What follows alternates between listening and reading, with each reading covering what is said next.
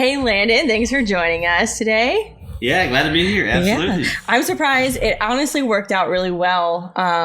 We've talked about trying to get this done, and we were going to do it over Zoom, but you just so happened to be here in Fanning Springs for a show. Yeah, we're here at the Dog Hunter Association meeting, the North Central Florida one, and it was a good turnout. I actually just finished up. So that was pretty exciting. Busy day. It's funny because you texted me Tuesday or something, Wednesday, and then you're like talking about doing it over Zoom, and I'm like, oh, well, I'll be there, so it worked out good. Yeah, it worked out wonderful. And so with that being said, obviously you travel a lot for your business or for your businesses, right? For Backwoods Mafia and American Threads, right?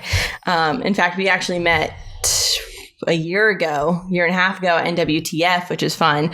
So I have to know, what is your favorite go-to travel snack? Snickers bar, and yes, milk. Milk. And I don't care what time of day it is, like milk and chocolate always goes together. It doesn't matter. Yeah, doesn't matter. I'm not a big milk person, really? But now that we have a 2-year-old that drinks milk, I got to go just buy her a cow because we're constantly buying milk for our house, but it's in the fridge. I'm like, that actually sounds pretty good. So there's a running joke with me and some of my cousins and friends. Whenever I'm coming over to hang out, they're like, BYOB, bring your own milk, because I drink like a gallon and a half a week. Oh my gosh. I love it. I feel like you need to cow yourself. Yeah, it's good. So.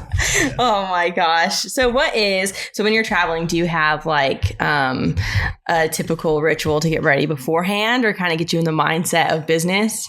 Yeah, I wish there was ritual. It seems to be that it's always last minute cram. Mm-hmm. So Cameron, he's like my right hand guy, and for the Birmingham show a couple weeks ago, we were like a week and a half before, we're like, look, we're going to have everything ready beforehand. Yep. Like, we're not doing that this year. We're done with that. We're moving on and going to be playing ahead of time. And then, last day, there we were cramming. Something always happens, huh? It always changes. Oh, gosh. Yeah. What would be your favorite show that you've attended so far? Yeah. How many have you attended? Guesstimate, how many shows have you been to? I usually do like around 10 a year, 8 to 10 a year. 8 to 10 a year, okay. And first show I went to was the Dog Hunter show, actually, in 2017.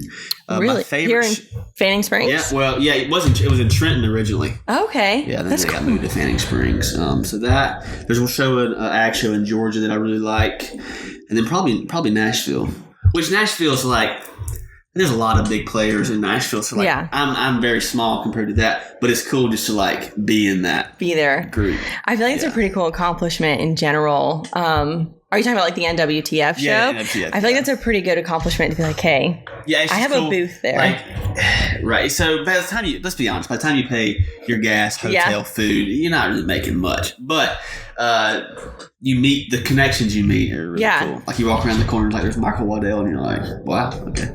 Well, and also the impressions that you make. I mean, we were just talking about this probably a minute before we hit the record button, how that's how we met you. Right. And I was just saying how I was very impressed, and it was very memorable meeting you that day. So I'm sure you've had a lot more people than just me that have met you and just were ready to do business, or just keep you in the back of their mind for when that time is ready. Yeah, hopefully so. Yeah. And that was was it Backwoods Mafia? Backwoods, yeah. But we talked to you through American Threads, which is funny, which is weird. That didn't even click till just now. I don't even think that was even was it a thing when we met? I feel like you were just starting. Kind of starting. Yes, yeah. How's that going all together with the American Thread? Yeah, it's good because it's just a way to keep the books clean between branded stuff and then custom stuff. And I really had no intentions of ever getting into custom stuff. Okay. But COVID, the whole supply chain issue, got the machines in house to make stuff for Backwoods Mafia, and slowly just word of mouth kind of began to spread. Yeah.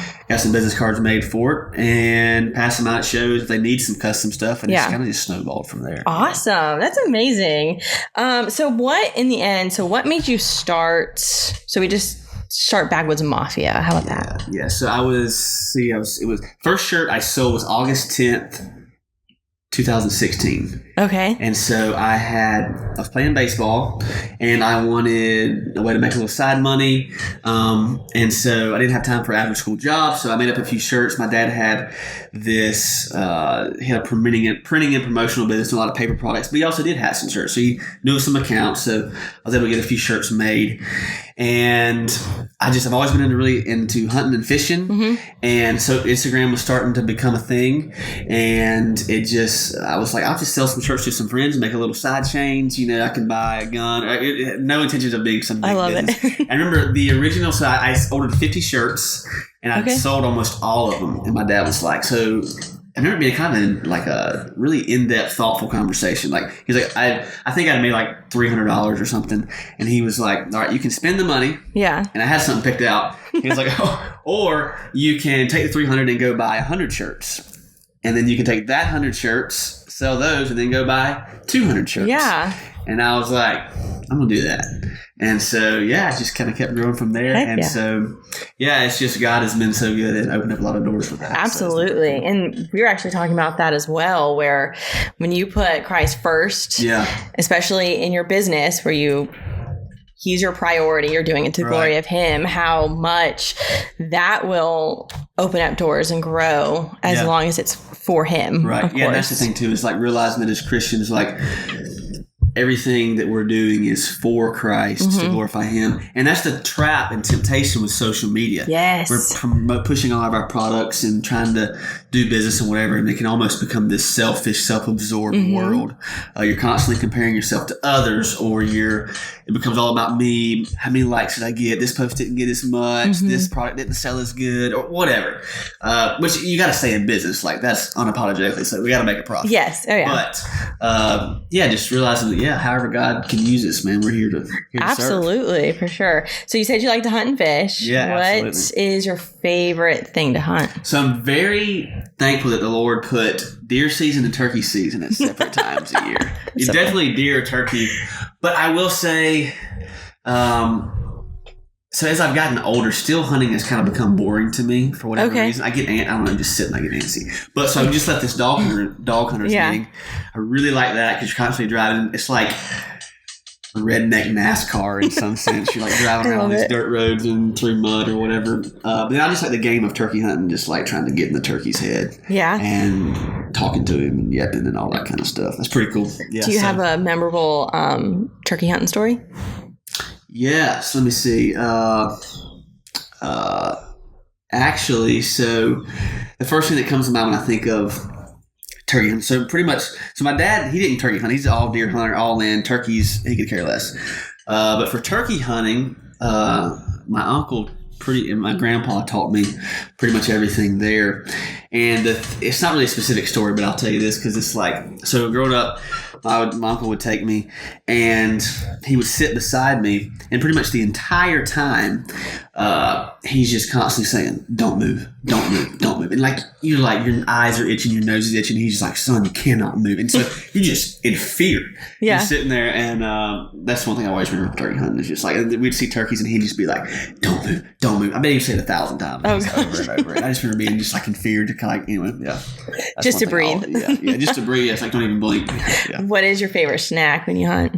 Snack. Ooh, peanut butter crackers. Peanut butter crackers? Yeah. My personal is biscuits and gravy afterwards. What? So did you make them beforehand? Or heck go to no. Waffle House? No, we go to our camp is in Blakely, Georgia. I have to get it right. And then my husband and I will just sit and hunt for a couple hours in the morning, and it's freezing cold. Being in Florida, you're not used to. Yeah. And it's not even that we're that far north. We're just like right outside of Florida, but I'm freezing cold. And we get done, and we just go to this really questionable gas station and just get biscuits and gravy there. There's usually a cat. I think I named him Chester, and I'd get food just for him. Yeah. And he'd greet us. I felt like I was cool. I mean, I'm sure he was just using us for food, but that's cool. Yeah, I think that the kind of description of like the kind of hunter you are is like where do you get breakfast from? Exactly, that's me. That's from me. From a gas station? Is it from Waffle House? Are you home making every meal? No, it's like, who does that anymore? No. Oh yeah, right. Yeah. Okay, so now in regards to fishing, what do you like to fish?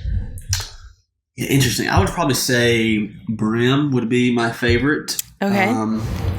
But to be honest with you, like I get really impatient fishing. Like I swear, I'll sit and wait for a turkey or deer for 4 hours. Mm-hmm. But if a fish isn't biting within 20 minutes, I'm like, I'm done. So I would say fishing would be more like, I'm really big into frog gigging. Like you're moving around the boat, there's a lot of action. Yes. That's fun. Now if the fish are biting good, I'm all about it. But I get impatient. Yeah. I love to frog egg. We do daddy-daughter dates. My dad and I do. That's what we used to do before we started the business. And we would go for hours. I mean, we just bring a few McUltras and just gig them all night long and look at all the gators and just be like, that's a little questionable. Yeah. But where do you, you're from Tallahassee, right? Just south of Tallahassee. Just south of Tallahassee. 15 minutes north of the Gulf. Yeah. Okay. We need to take you frog gigging in Lake Russo where we go. Where's that? It is and I would say about 40 minutes south of where we're at right now. Okay. Yeah, so it's not too bad. It's a lot of fun. I love it. Yeah. Okay, so now you love Jesus, right? Yeah. What is your favorite Bible verse? Ooh, I would probably say Romans 8:1. And what is that? There's therefore now no condemnation to those who are in Christ Jesus. Ooh, anything in Romans is solid. Really? Anything. I'm all about anything in Romans. Tell me about, I would love to know, since you're really big into your faith, and clearly that is what drives you. Yeah. I want to know your testimony. Yeah. Yeah. So, to some extent, kind of I grew up like kind of a typical Southern Baptist, like going to church all the time. Like all the time. Yes. 9 years old, made a profession of faith, was baptized, all that's great. But to be honest, I don't think I really became a Christian until 16.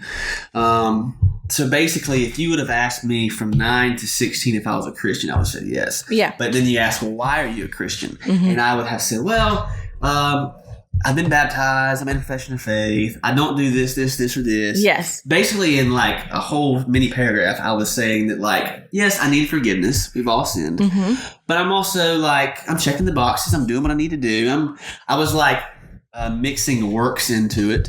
And basically, I would have given you this paragraph saying that, like, yes, I need forgiveness. But overall, I'm a pretty good guy. Like, I'm doing it. I'm checking off the boxes, right? And then in 16, through a series of circumstances, the Lord showed me just like, no, you're in your heart, you're just as sinful. Like, maybe you think you're good here, good there, but like your heart is you still desiring sinful things. I just remember like God just totally, it was like the blinders were lifted, and I realized like I was so self-righteous, and I realized that I needed a savior the same way that Hitler needed a savior. Ooh, you think about that. Yeah. That's drastic, right? Like it's in James, it talks about how if we've committed one sin, we're guilty of committing it all. Because God is so holy. Like, I think in the church, a lot of times, the sermons, like 3-point sermons, how do you do this, or the sermons almost can become about us, of like, how do we live better lives or do different things? And those can be some good points. But like, when you start studying God and how holy He is, and you start studying God's law, you realize it's like a mirror to our heart. Like, you realize how sinful we are. Like, there's none that's good. Now, we do good works. We want to glorify Christ out of love and appreciation for what He's done.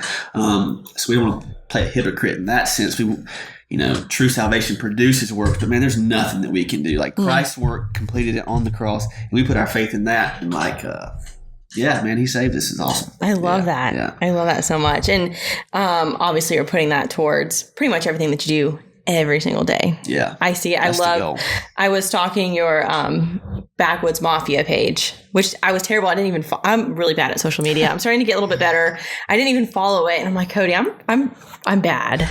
I'm really bad. So I followed it, and I was just loving that almost every other post was you preaching. And that's not what you see every day on social media. And that's what we were talking about, was how deceiving it is. Yeah. And the fact that you are taking this, you have such a large following, and you take that and you're putting it to use for Him, and that you're spreading who He is, and they see it. I mean, that one post could change someone's life, which I so love. Hopefully somewhere along the way, somebody will hear it and believe the gospel. I love it. I love the fire that you have.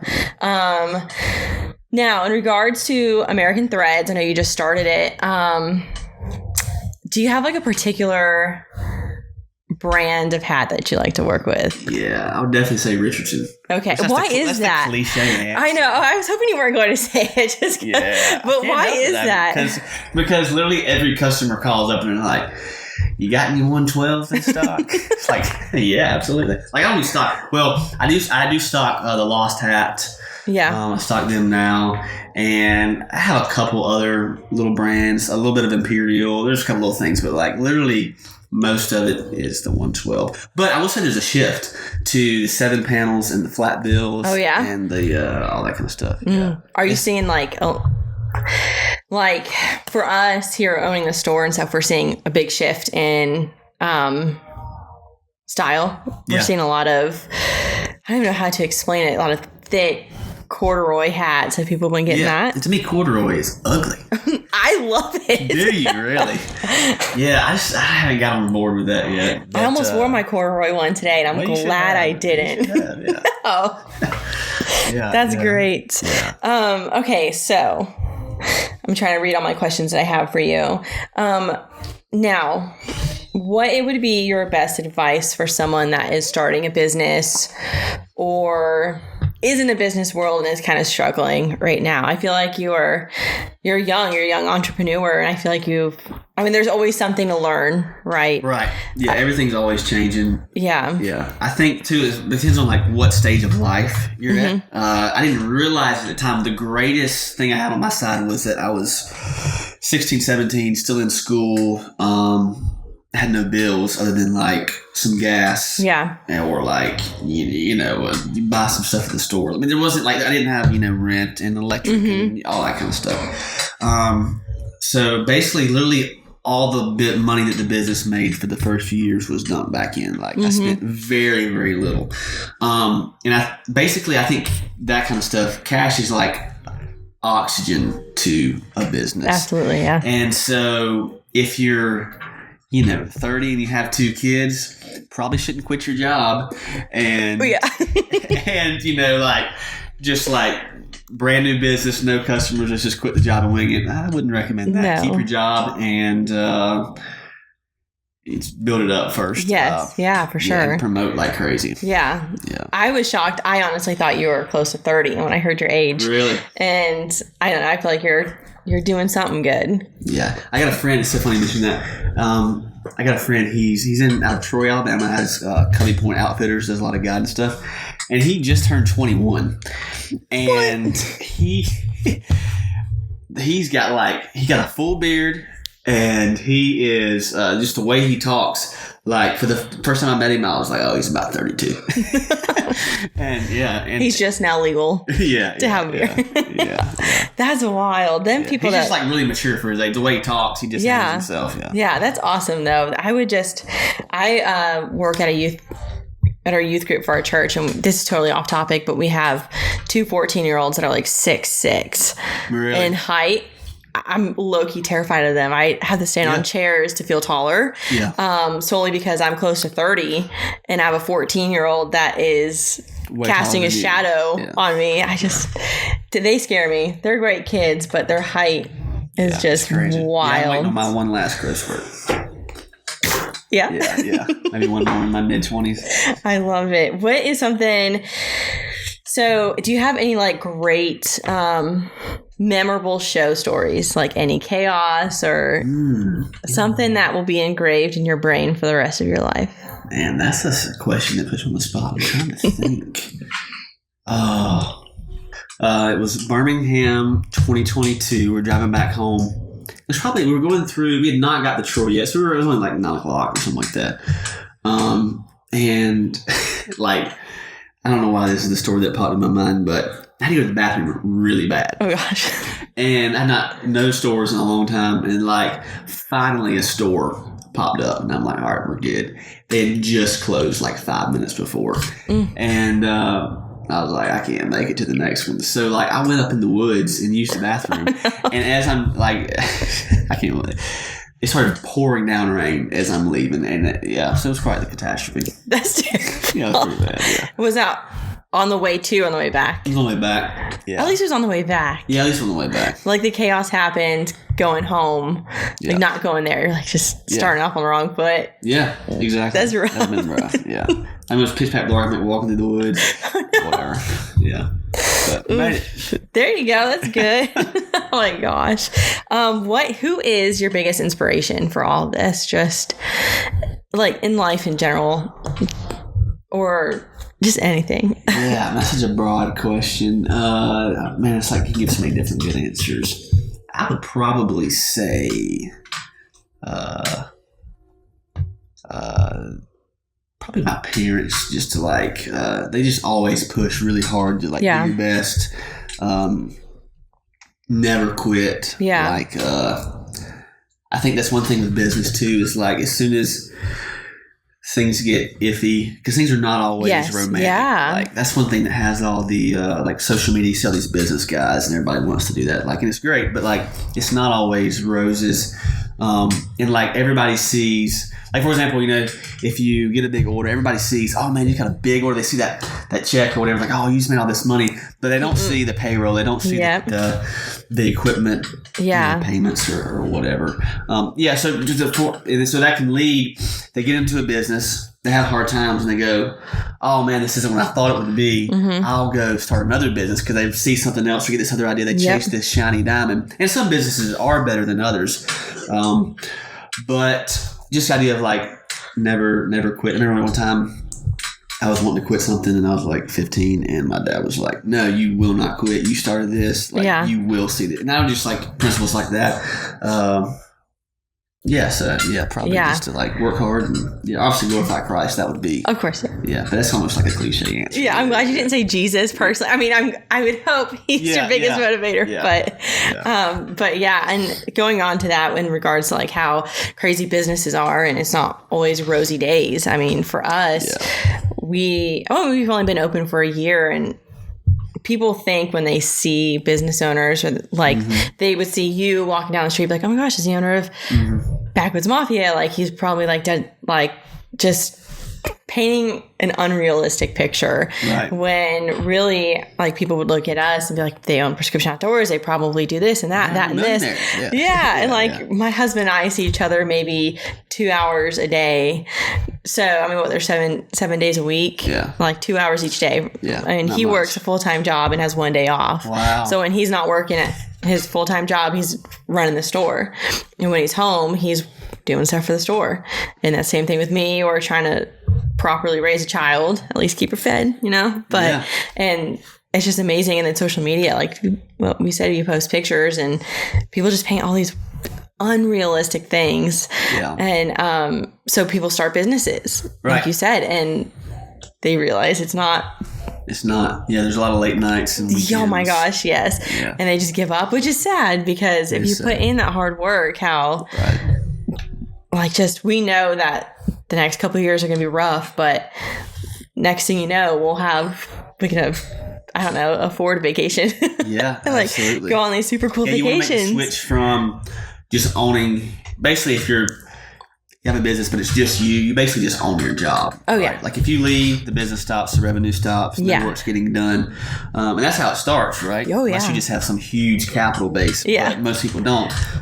So it's a few years of just grinding until you can get an employee, then add a couple or do whatever. And then finally you can get a little breathing room. Then you got make how sure am I going to pay my employee? You got to pay them. So that's where I'm at. So like, it hadn't stopped yet, so maybe one day in the future. Oh goodness, we have an employee coming in, and we're super excited because I can do things like, I don't know, send an email on time. Absolutely. Which is a wild concept to see. That is what I'm the most excited about, is to have time to send an email or pay a bill within the appropriate time frame.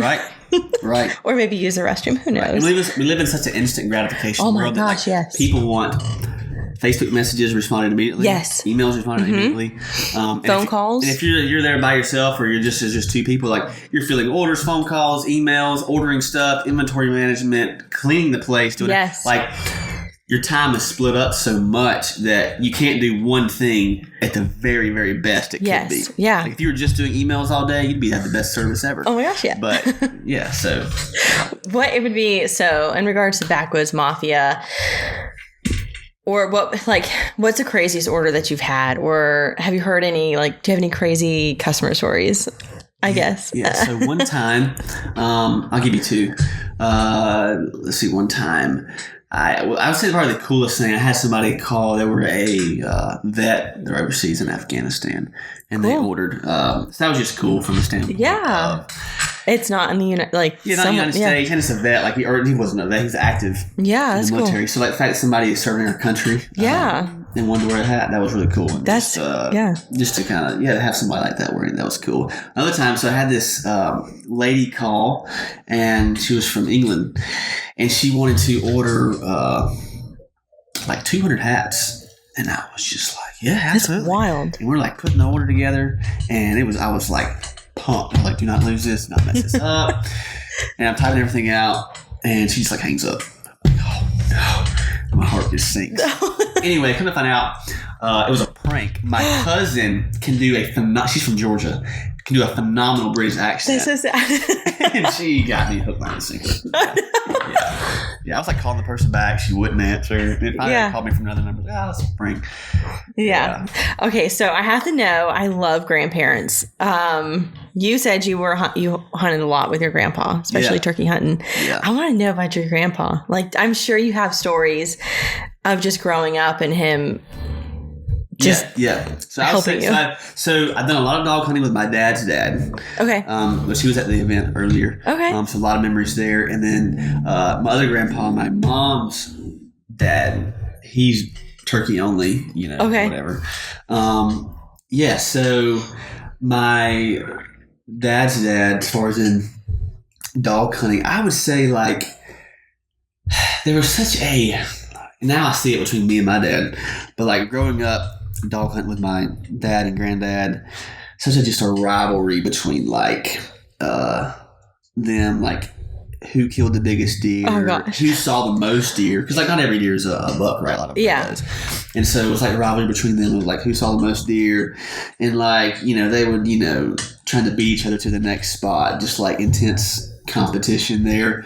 And now my granddad, he's I think he turns 80 this year. Yeah, he's 79, turns 80 this year, my dad's dad. And so he doesn't really care that much about killing deer anymore. He just likes to be out there for the dogs and hang out or whatever. And so that competition between them has kind of slowed. And now the competition is between my dad and I. And we're like constantly trying to cut each other off, basically. Growing that that generational. Yeah. One day you're gonna have a kid. Yeah. And they're gonna be in competition with you. I know. And I'm gonna have to win. Of course. Hey, I'm competitive. I have to win. That's what makes everything fun. Oh yeah. I've said this before to previous podcasts, but my husband doesn't really want to fish with me because I have to be. I mean, he wants to. It turned into a competition. For me, not necessarily for him. He's like just enjoying his day, catching his fish. I'm like, I've got to be better. Yeah. No, I get that. Yes, I mentioned how I get bored fishing. Yeah. But Cameron and I, who he helps me at the office, and he's like my main guy. We did a fishing competition. It was 30 minutes, and I caught one fish. That was the only fish we caught the entire 30 minutes. But the fact it was a competition, I didn't care. I was just like, oh yeah. I mean, it was, yes, awesome. Yeah. We had family fishing tournaments when I was younger, when we lived in Mount Lachey, and it was always my dad and I, and we had to win. I don't care. They were family. We loved them. We'll love them after the tournament, but during, they're not family. Yeah. We won. I think we saw the trophy at our house somewhere. That's awesome. It's just like a little fish. I don't even know what it is. I remember one time I was like 12 playing on this travel baseball team, and the coach set us down. It was like a one-day tournament Saturday. Yeah. That Friday night we did a little quick practice, and he was like, guys, just want everybody to know we're just going to have fun this weekend. Okay. And we're not there to win. We're just going to have a great time, great fellowship. I'm like, what's the point of this? Like, why are we even going? Should we get our money back? Like, this is stupid. We're here to win. Oh my gosh. Yeah, we want to have fun, great fellowship, but we're here to win. Yeah. I mean, that's the whole point, right? That's what makes it fun. Yeah. I'm sure like Jesus is up there going, they're nice people. Yeah. I think I need to work on their competition just a little bit. Probably so. Is there something about that in the Bible? Oh, I can think of. I mean, if you're facing Jesus, you're going to win in the end. There you go. That's all I got. Yeah. Okay, so I want to know a little bit more about you. So tell me like a day in the life of Landon. Yeah. So I'll tell you a weakness of mine. Okay, yeah. Okay, a weakness. And that is, this is embarrassing to say, because my uncle told me that snoozers are losers, but I am bad about snoozing 3 or 4 times. Really? So I'm trying to break that habit so bad. And I've been a lot better. Okay. Like if I get up, turn my alarm off and go like turn all the lights on in the house. Like gives me a task to do. There you go. And then like kind of gets me going. Yeah. But it's still tempting to like, if I can get past the first 10 minutes, I'm golden. That first 10 minutes is like a mountain and stuff. Do you have like a specific time you need to wake up in the morning, or you just like casually wake up when you want to? I try to get up at 5:30, 5:45. But then a lot of times it's like 6 or 6:15. Do you have to be anywhere at a certain time, or are you just like willingly choosing to be up that early? So my issue is, I try to be at the office by 7:30, between 7 and 7:30. But if I sleep till, like I can get ready really, really quick. Okay. That's not an issue. But if I like rush myself, I end up like not eating breakfast, and that makes me aggravated. Really? And then I don't like get my time to read my Bible, and then it's just like I feel like I didn't prioritize that or whatever. So if I have like plenty of time, like it's relax, we're good, get some breakfast, read your Bible, because that's one thing too. Like I want to like read the Bible and not be like pressed for time. Then I'm like reading. Oh yeah, I read the Bible today. Like I can check a box. Yeah. But, like actually like take time to like dig in and see what it means. Yeah. I need to make that a priority. Unfortunately, my priority is waking up before my daughter and getting coffee. Yeah. And then getting a shower in, because all hell breaks loose if I can imagine she's not there. What time does she usually get up?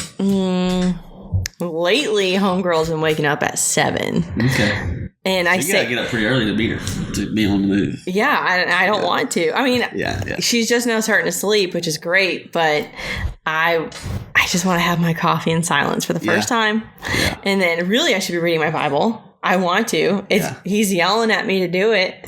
Yeah. And I just find an excuse, unfortunately. I used to, or I was. Yeah. And it's amazing how it changes your day. It does. Totally different day. Yeah. Yeah. I mean, it doesn't matter if you read the Bible and next thing you know, you're spilling your coffee, you're not eating breakfast. Like, it's a whole different ball game. But if I don't put him first, I'm like a little cranky. Yeah. Cranky Miss Mayo. Yeah, and I mean, like you start your day off with the mindset of I'm here to glorify God. Yep. Yeah. So it's, I heard John Piper say in this little devotion thing, which obviously God's not up there like, okay, Landon, you read the Bible Monday, Tuesday, not Wednesday. Like, but we need that to grow spiritually, right? To yes, Bible, yeah. And he mentioned how many meals in this podcast I was listening to. Like, how many meals do you miss? I'm sure like, I don't miss any. Oh. And it's like, how many spiritual meals do you miss each day about reading your Bible? It's like, you feed your body 3 times a day. I mean, that convicted me so much. Like, you just, which we just need that. Yeah. Yeah. One thing that I listened to recently that really has changed me, and I need to rewatch it again because you get so busy with life that you just have to, if it helped you that one time, I just have to go back and redo it. Right. Just like your perspective of life. I wish I remember what the podcast was and who said it, but he was hysterical, and he was just saying how it could be just a really bad day, but you can say, here are like 3 good things that were fantastic. Yeah. And it would just change right then and there, everything. Yeah. And that's how I view, like, here at the store, here with the podcast is, okay, we had to cut a few times while recording this because I had brain farts and couldn't remember what I wanted to ask you, but I had a great time getting to know who you are and hearing your story. And that's a great thing. And I wish people need to start doing that more often. And it definitely will help their day-to-day lives, and also putting Jesus first. Yeah, absolutely. Yeah, song, gratitude, like being grateful for everything. Yes, exactly. And too, I think perception. Like, I was talking to my neighbor a couple days ago, and she was talking about her dad in the Great Depression. So he would walk like 45 minutes one way to, he worked with a logging company for a while, and he would dig stumps out of the ground all day long. Yes. And he would walk back. He didn't have a car. He walked. And he did it for $1 a day. They came home, they literally lived in like this shed. Yeah. It was 4 kids. I mean, like a 20 by 20 little shack. And, they had no running water, no electricity, no AC. Like, he went to this job. He worked hard. It's in Florida. He sweated all day. Came home. There's no AC. Laid in bed and sweat more. Like, there's no break. So you think about that. It's like, we have inflation. We have, these struggles and whatever. But like, we've got it pretty good. Yes. Oh my gosh. I mean, yeah. But see, when we go on social media and we see like this one dude with some nice car. I'm like, oh man, I don't have a brand new car. Oh, yes. It's like, man, we're yeah, you have a car. Our needs so we have so much to be thankful for. Absolutely, and it's so easy to fall in that job. I do it all the time. So yeah, just we got first like Christ saves us. Like at the end of the day, like He owes us nothing else. You know. Yeah. You think about Paul in prison. He was just thankful that Christ had saved him. He's in prison. Yeah. You know. Yeah, it's just having that attitude like you're talking about. Yeah, the thing that I see all the time, or that I've shared on Facebook, which is funny when we talk about social media and we're like low-key bashing it, and then I'm talking about something good that I found on it, but it says, Satan says, look how far you have to go, give up, and then God says, look how far I've brought you, keep moving, which I have, that has like pushed me just nonstop, like just in life in general. Like we could be complaining that we're living off of one income and but also like look where we're at, look what we have. Let's just keep this train going. And I see a lot of people complain and they're just so much upset. More to be thankful for. And just they're not content. Yes. I was talking to my mom not too long ago and we were talking about some different stuff in the business, and I was like, man, you look at so and so and it seems like they got it all together or whatever. Lies.